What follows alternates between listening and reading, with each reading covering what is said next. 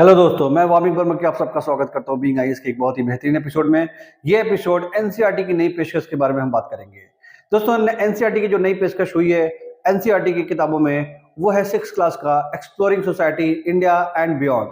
ये किताब बहुत इंपॉर्टेंट है उन स्टूडेंट्स के लिए जो क्लास 6 में हैं, और उनके लिए बहुत ज्यादा इंपॉर्टेंट है जो इसे पढ़ाते हैं, क्योंकि आप इसमें देखेंगे कि इस पर्टिकुलर एक बुक में इन्होंने बहुत सारी चीजें दी हुई हैं जो एक इंसान की जिंदगी के लिए बहुत इंपॉर्टेंट है।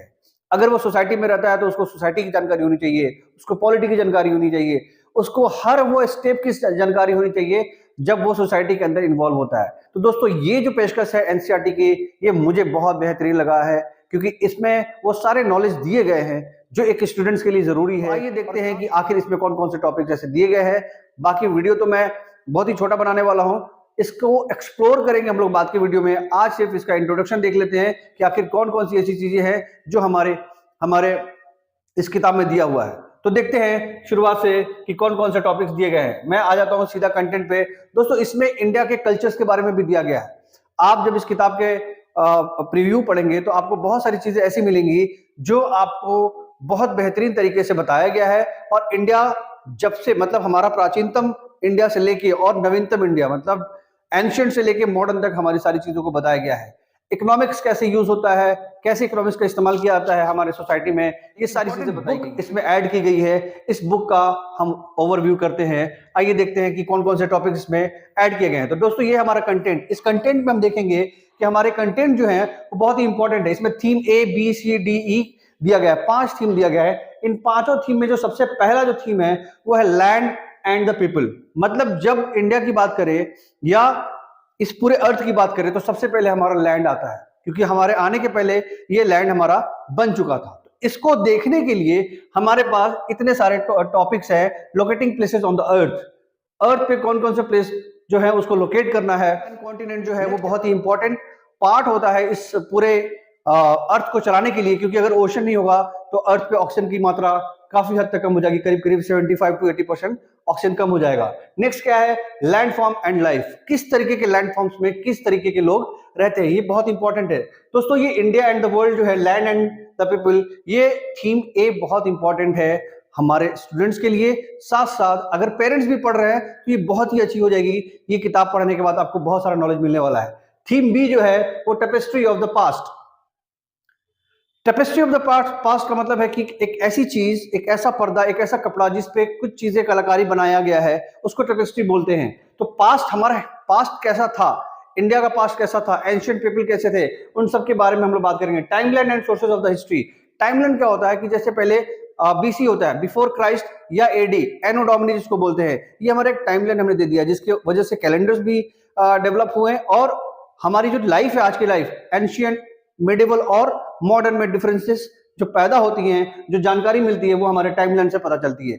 और सोर्सेज क्या क्या है, हिस्ट्री को पता करने के लिए कौन कौन से सोर्सेज का इस्तेमाल किया जाता है। तो ये एक बहुत ही इंपॉर्टेंट पार्ट है दोस्तों। ये जरूरी है जानना, हर स्टूडेंट्स के लिए जानना जरूरी है, हर हिंदुस्तानी और हर नागरिक को जानना जरूरी है, हर इंसान को जानना जरूरी है कि उसका पास्ट कैसा है। नेक्स्ट, थीम बी का जो नेक्स्ट पॉइंट है वो आज इंडिया कैसे कन्वर्ट हो गया, इंडिया नाम कैसे आ गया, ये सारी हम इसमें जानेंगे। नेक्स्ट टॉपिक है द बिगिनिंग ऑफ और the beginnings of Indian civilization. दोस्तों, इंडियन सिविलाइजेशन बहुत इंपॉर्टेंट है इंटायर ऑन द वर्ल्ड, पूरे अर्थ पे इंडियन सिविलाइजेशन के लिए। जैसे इसमें सबसे इंपॉर्टेंट जो है हमारा, वो मोहनजोदड़ो और हड़प्पा की संस्कृति है। ये इंडस सिविलाइजेशन जो है ये बहुत इंपॉर्टेंट है, इसलिए ये सारी चीजें दी गई है टेपेस्ट्री ऑफ द पास्ट में। थीम सी जो है हमारा, वो है cultural heritage and knowledge tradition. देखिए, बच्चों को क्या है ना कि कल्चरल चीजें नहीं पता चल रही, तो कल्चर जो है वो बहुत इंपॉर्टेंट है। कोई भी रिलीजन हो, अगर कल्चर सेम है, क्योंकि एक कंट्री है तो एक ही कल्चर होगा, ऑलमोस्ट सब चीज सेम सेम होते हैं, ये जानकारी होना जरूरी है। तो इस 6th क्लास के बुक में इन्होंने 2 चैप्टर ऐसे जोड़े हैं जिसमें हमारा कल्चर और हेरिटेज और ट्रेडिशन के बारे में हम जानेंगे।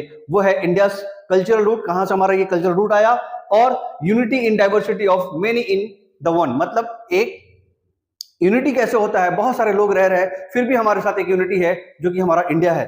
तो अगला जो हमारा थीम है वो है गवर्नेंस एंड डेमोक्रेसी। गवर्नेंस और डेमोक्रेसी जो है वो किसी भी कंट्री को चलाने के लिए बहुत इंपॉर्टेंट है, डेमोक्रेसी का मतलब है कि आप यहाँ पे फ्री होके सांस ले रहे हैं, फ्री होके अपना काम कर रहे हैं। कम्युनिटी, फैमिली बहुत इंपॉर्टेंट पार्ट होता है। Family and community, grass root democracy, part one governance, मतलब जो सबसे निचले लेवल पे आता है वो ग्रास रूट डेमोक्रेसी है, गवर्नेंस का जो पार्ट वन है।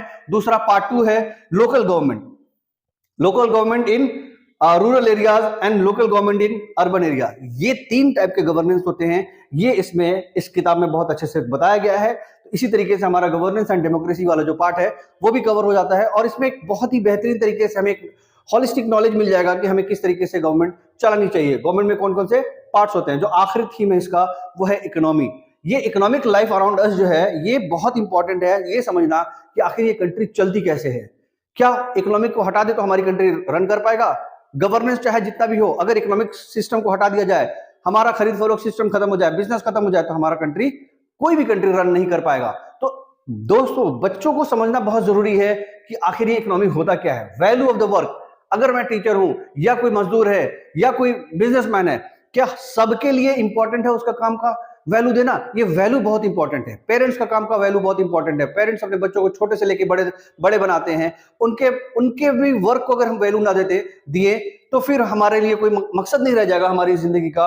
उसी तरह इकोनॉमिक में, और इकोनॉमिक लाइफ जो होती है हमारे पास, हमारे आसपास, चाहे वो रिक्शा चालक हो, चाहे वो ऑटो ड्राइवर हो, बस चालक है, या सब्जी बेचने वाला, कोई भी हो, टीचर है, बैंकर्स हैं, कोई भी हो, ये सारे इकोनॉमिक एक्टिविटीज में आते हैं। उनके वर्क का वैल्यू होना चाहिए, ये बच्चों में भी समझ होनी चाहिए और हमारे सिटीजन्स में भी समझ होनी चाहिए। और इस किताब का जो आखिरी पॉइंट है, इकोनॉमिक एक्टिविटीज अराउंड अस, कौन कौन से काम हमारे पास होते हैं जिससे हमारा जो कंट्री है वो इकोनॉमिकली डेवलप होता है। तो दोस्तों, ये एक इंट्रोडक्शन था, ये इंट्रोडक्शन बहुत ही इंपॉर्टेंट है।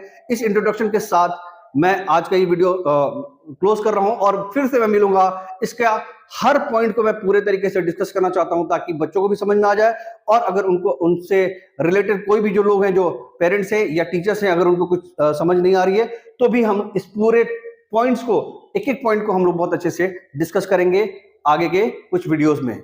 इसी के साथ मैं आपसे विदा लेता हूं, बहुत जल्द मिलूंगा इन सारे वीडियोस के साथ। धन्यवाद, अपना खूब ख्याल रखिए, फिर मिलेंगे। जय हिंद, जय भारत।